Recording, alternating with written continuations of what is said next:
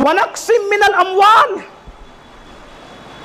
پھر تمہیں بھوک سے بھی ڈرایا جائے، تو ڈر سے، بھوک سے اور پھلوں کی کمی سے، وَنَقْصٍ مِّنَ الْأَمْوَالِ، اور مال تمہارے کم کر دیے جائیں گے، مال بھی کم ہوں گے، پھلوں سے بھی تمہیں، پھلوں کی قلت سے تمہیں آزمایا جائے گا، یعنی تمہاری کھیتی وغیرہ، کھیتی باڑی تمہاری کم ہو جائے گی۔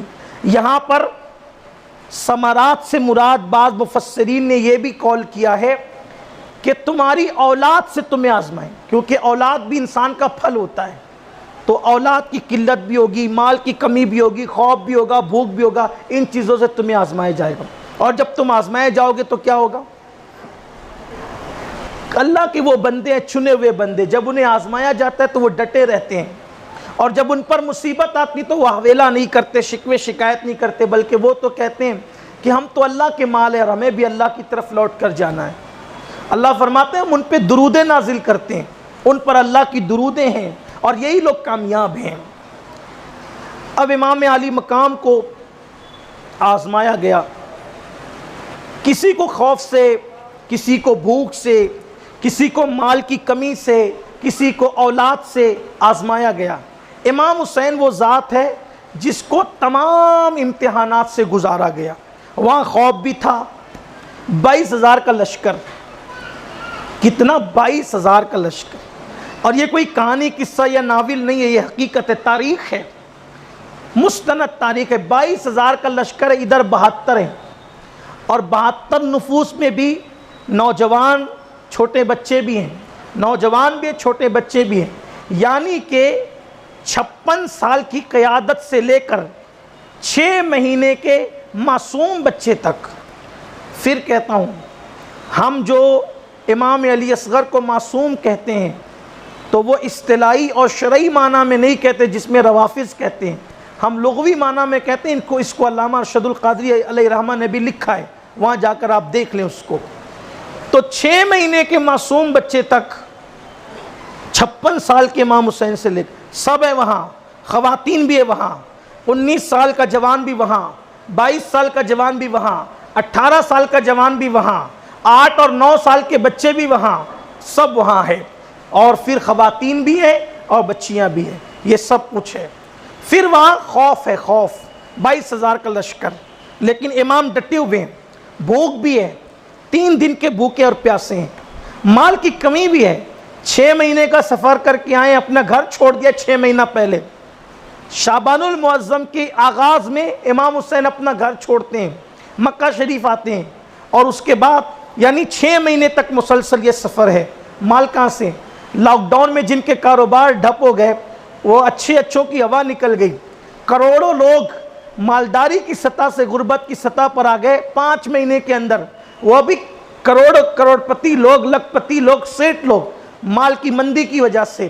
سوچیں ذرا، جس کا کچھ بھی نہ ہو، سفر میں پورا وقت 6 مہینے کا گزرا، شہزادیاں ہیں، امام علی مقام کے ساتھ شہزادیاں ہیں، اہل بیت نبوت، رسول اللہ کے خاندان کی بیٹیاں ہیں، جن کی چادروں کو کبھی غیر محرم نے نہیں دیکھا، ان کے اہتمام ہے، ان کا انتظام ہے، ان کا انصرام ہے، اور سفر ہے پلین کا نہیں، ٹرین کا نہیں، بسوں کا نہیں، کاروں کا نہیں، گھوڑوں کا، کھچر کا، یہ اس شان سے سفر ہو رہا ہے۔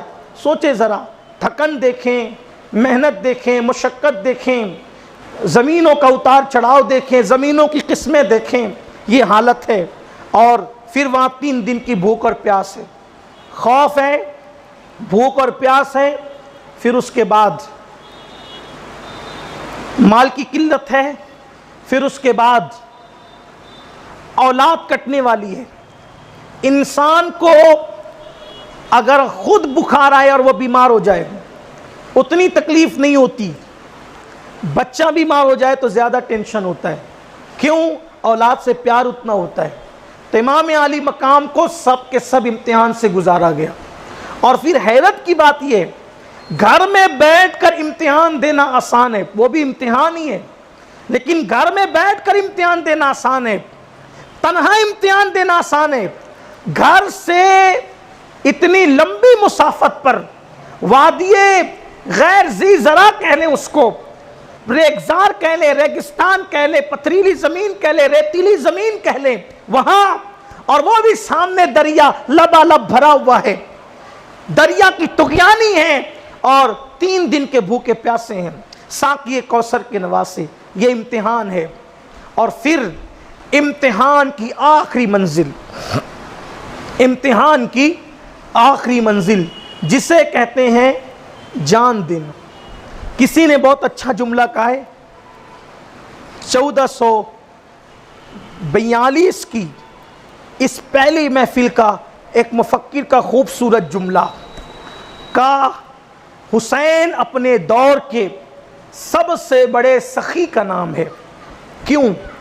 توجہ فرمائیں، حسین اپنے دور کے سب سے بڑے سخی کا نام ہے، سید الاسخیاء کہہ لے اپنے دور کا۔ وجہ، سخاوت کی پہلی منزل، سخاوت کی پہلی منزل، ابتدا سخاوت کی کسی کو دیکھ کر مسکرانا ہے۔ سخاوت کی پہلی منزل، سخاوت کی ابتدا کسی کو دیکھ کر مسکرانا ہے، کیونکہ کسی کو دیکھ کر مسکرانا بھی صدقہ ہے۔ تو سخاوت کی پہلی منزل کسی کو دیکھ کر مسکرانا ہے، اور سخاوت کی آخری منزل اپنی جان کو لٹانا ہے۔ سخاوت کی پہلی منزل مسکرانا ہے، اور سخاوت کی آخری منزل اپنی جان کو لٹانا ہے۔ مال لٹانا آسان ہے، زکوٰۃ دینا آسان ہے، صدقہ دینا آسان ہے، کپڑے دینا آسان ہے، مسجدیں بنانا آسان ہے، مکاتب بنانا آسان ہے، مدارس بنانا آسان ہے، پانی پلانا آسان ہے، کھانا کھلانا آسان ہے، لیکن اپنی جان دے دینا یہ آسان نہیں ہے۔ کسی کو دیکھ کے مسکرانا یہ سخاوت کی ابتدا ہے، اور جان لٹا دینا یہ سخاوت کی انتہا ہے۔ حسین نے صرف اپنی جان نہیں لٹائی بلکہ اپنی جان کی جان بھی لٹا دی۔ علی اکبر جان حسین تھے، جان کی جان لٹا گئے حسین۔ علی اصغر کو لٹایا، جان کی جان لٹا گئے حسین۔ قاسم کو لٹایا، جان کی جان لٹا گئے حسین۔ سب کچھ لٹا گئے حسین، لیکن حیرت ہے سب لٹا کر بھی کہتے ہیں حق تو یہ ہے کہ حق ادا نہ ہو۔ سید الاسخیاء ہے اپنے زمانے کے حسین۔ تو شہادت، اب یہ شہادت کیا ہے؟ اسی پر بات مکمل ہوتی ہے۔ امتحان، اللہ امتحان لیتا ہے اپنے بندوں کا، نیکوں کا امتحان لیتا ہے۔ اچھا ایک بات یہ بھی ہے، امتحان کیوں لیتا ہے اللہ؟ اللہ تو عالم الغیب والشہادہ ہے۔ امتحان وہاں لیا جاتا ہے، امتحان کہ جب معلوم نہ ہو کہ اس بندے کی صلاحیت کیا ہے۔ معلوم نہیں ہو تو امتحان ہوتا ہے، اس کی صلاحیت معلوم کرنے کے لیے امتحان لیا جاتا ہے۔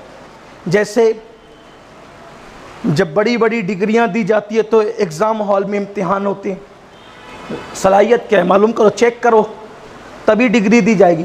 پتہ چلا الف کا بھالا نہیں آتا، اس کو کوئی ڈگری دے گا؟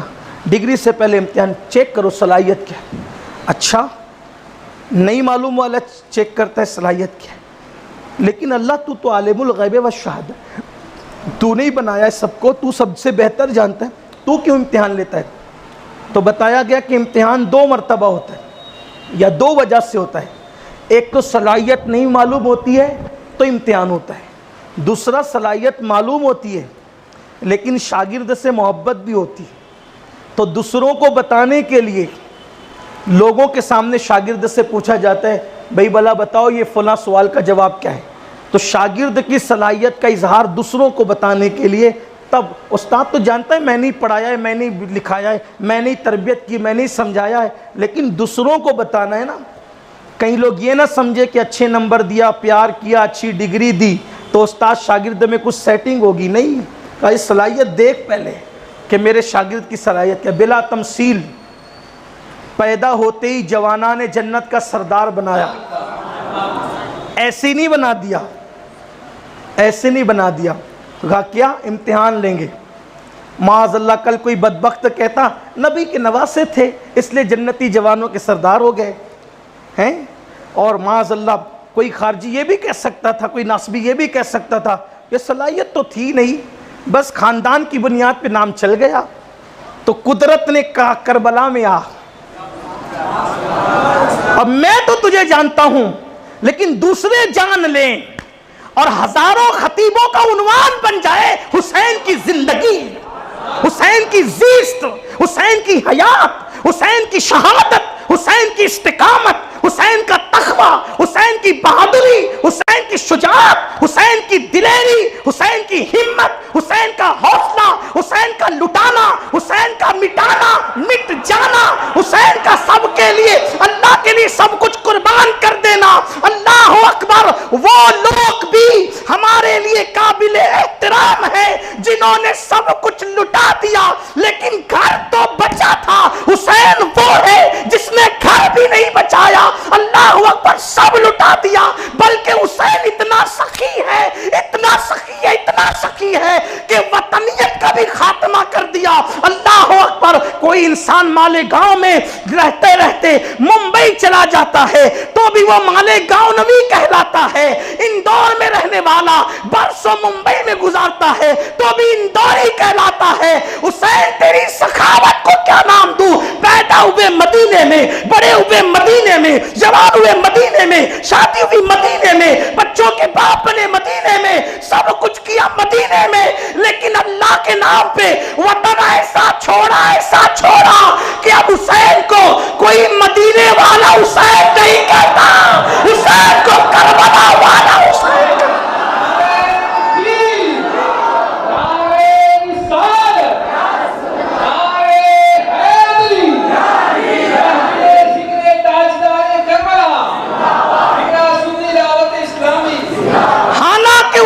मदीने वाले भी हैं, लेकिन ये कुर्बानी है, कुर्बानी।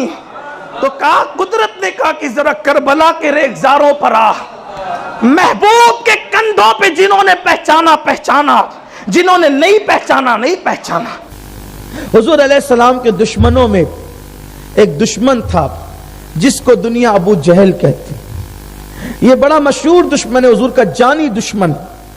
हुजूर अलैहिस्सलाम को सताते सताते थक गया।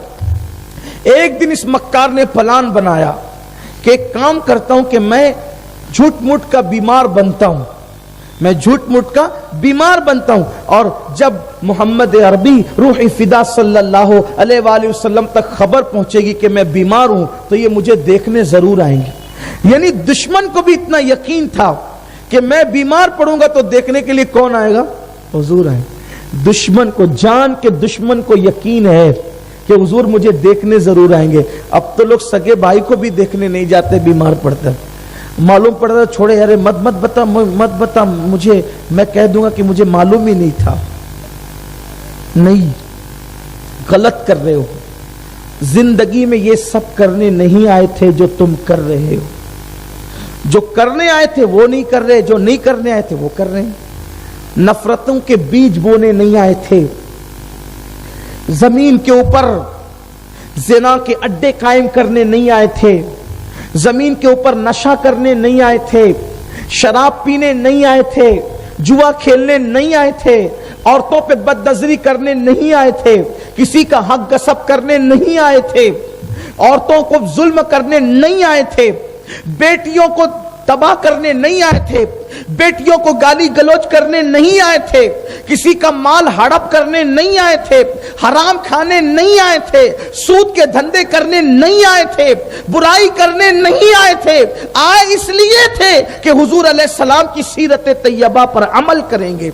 आए इसलिए थे कमजोरों को उठाएंगे। आए इसलिए थे किसी के दुख दर्द में काम आएंगे। आए इसलिए थे शराब पीने वालों के हाथ से शराब की बोतलें लेके तोड़ देंगे। आए इसलिए थे नाचने वालों के पैर में जंजीर डालेंगे। आए इसलिए थे कि निगाहें किसी हुस्न की तरफ उठेगी तो हम ना अल्लाह देख रहा है इस तसव्वुर से निगाहों को नीची कर लेंगे। लेकिन हो क्या गया है? आयश, अय्याशी, आवारगी, गुनाह, पाप, इसके सिवा रह क्या गया ہے، مگر یاد رکھنا جہاں گناہ ہے وہاں فنا ہے۔ جوانی میں نشہ کرنے والوں، جوانی میں زنا کرنے والوں، جوانی میں جوؤں کے اڈوں کو آباد کرنے والوں، جوانی میں چوریاں کر کے اپنے ناجائز شوق کو پورا کرنے والوں، چھوٹی چھوٹی باتوں پہ عورتوں کو طلاق دے کر ان پہ ظلم کرنے والوں، اپنی بیٹیوں کو مار پیٹ کر ان پہ ظلم کرنے والوں، اپنے پڑوسیوں کو ستانے والوں، اللہ دور نہیں ہے، اللہ قریب ہے۔ میرے آقا مصطفیٰ جان رحمت صلی اللہ علیہ وآلہ وسلم نے فرمایا اللہ کو ظلم پسند نہیں ہے، کسی بھی بندے پہ ظلم ہو اللہ پسند نہیں کرتا۔ اگر سینگ والی بکری بغیر سینگ والی بکری پہ ظلم کرے اللہ اس ظلم کو بھی پسند نہیں کرتا۔ میرے نبی پاک نے تو یہاں تک فرمایا کہ اگر ایک پہاڑ دوسرے پہاڑ پہ ظلم کرے تو ظلم کرنے والے پہاڑ کو بھی اللہ تباہ کر دیتا ہے، تہس نہس کر دیتا ہے، اس کے وجود کو مٹا دیتا ہے۔ یاد رکھنا جب تمہارا دل کسی پہ ظلم کرنا چاہے تو سوچ لو اگر پہاڑ کسی دوسرے پہاڑ پہ ظلم کرے تو پہاڑ کا وجود مٹ جاتا ہے۔ سینگ والی بکری بغیر سینگ والی بکری پہ ظلم کرے تو اس بکری کو زوال آتا ہے، تباہی اس پر آتی ہے۔ انسان پہ ظلم کرے گا تو وہ آباد کیسے رہے گا؟ انسان پہ ظلم کرے گا وہ شاد کیسے رہے گا؟ اور پھر مجھے بتاؤ تو صحیح، انسان کسی انسان پہ ظلم کرے تو وہ تباہ ہوتا ہے، انسان اپنے آپ پہ ظلم کرے۔ اس لیے کہ انسان کا کسی انسان پہ ظلم کرنا یہ ہے کہ اس کو ستانا، اس کو مارنا، اس کو گالیاں دینا، اس کی حق تلفی کرنا، یہ انسان کا انسان پہ ظلم ہے۔ لیکن انسان کا اپنے آپ پہ ظلم یہ ہے کہ گناہ کرنا گویا کہ اپنے آپ پہ ظلم کرنا ہے۔ میرے عزیز جوان، اگر تو رات کی تاریکی میں شراب کی اڈوں پہ جا کر کے شراب پی کے نشہ کرتا ہے تو تو اپنے آپ پہ ظلم کر رہا ہے۔ جہاں گناہ ہے وہاں فنا ہے۔ یاد رکھنا یہ چیزیں تجھے تباہ کر دے گی، یہ چیزیں تجھے برباد کر دے گی، یہ چیزیں تیرے خاندان کو برباد کر دے گی۔ چوری کرنے والوں، حلال کمانے والے اس وقت تو بے چین ہیں کہ پورا زندگی کا کہاں سے کرے۔ جب حلال کے ذریعے سے آدمی جو ہے وہ اپنی زندگی کے اخراجات پورے نہیں کر پا رہا ہے تو چوری کر کے تم کون سی ترقی کر لو گے؟ یاد رکھو یہ چیزیں اچھی نہیں ہے، یہ چیزیں تباہی کے دہانے پہ لے جانے والی ہے، یہ چیزیں بربادی کے دہانے پہ لے جانے والی ہے۔ تو میرے آقا صلی اللہ علیہ وسلم کے دیوانوں، میں بات کہنے چلا تھا کہ دشمن کو بھی یہ یقین تھا کہ آقا کریم کو جب پتا چلے گا کہ میں بیمار ہوں تو وہ مجھے دیکھنے کے لیے آئیں گے۔ ابو جہل وہ جھوٹ موٹ کا بیمار پڑ گیا، وہ جھوٹ موٹ کا بیمار پڑ گیا، اور جب بیمار پڑا تو اس نے یہ پلان کیا ایک گہرا گڑھا کھود دو، اس پہ پٹرا رکھ دو، اس میں رسی باندھ دو، جب حضور آئیں گے میں پٹرا کھینچوں گا، معاذ اللہ حضور اس گڑھے میں چلے جائیں گے، پھر کیا ہوگا کہ میں گڑھا بند کر دوں گا، اس طرح محمد عربی کو قتل کر دوں۔ حضور علیہ السلام کو پتا چلا ابو جہل بیمار ہے، سرے بالی انہیں رحمت کی ادا لائی ہے، حال بگڑا ہے، بیمار کی بن آئی ہے۔ اللہ اکبر، حضور سب کے حال پہ کرم کرتے ہیں۔ پتا چلا بیمار ہے، حضور گئے، اس کے دروازے تک پہنچے، اللہ نے جبریل کو بھیج کے کہا محبوب واپس جاؤ۔ اس نے بستر پہ لیٹے لیٹے حضور کو دیکھ لیا، حضور آئے، جیسے وہ رسی کھینچنا چاہتا تھا حضور علیہ السلام وہیں سے واپس، جیسے حضور واپس ہوئے یہ ٹینشن میں آ کے حضور کے پیچھے بھاگا، حضور کو بلانے کے لیے، بھول گیا کہ میں نے گڑھا کھودا تھا، اس کا پیر پڑا اور یہ اندر چلا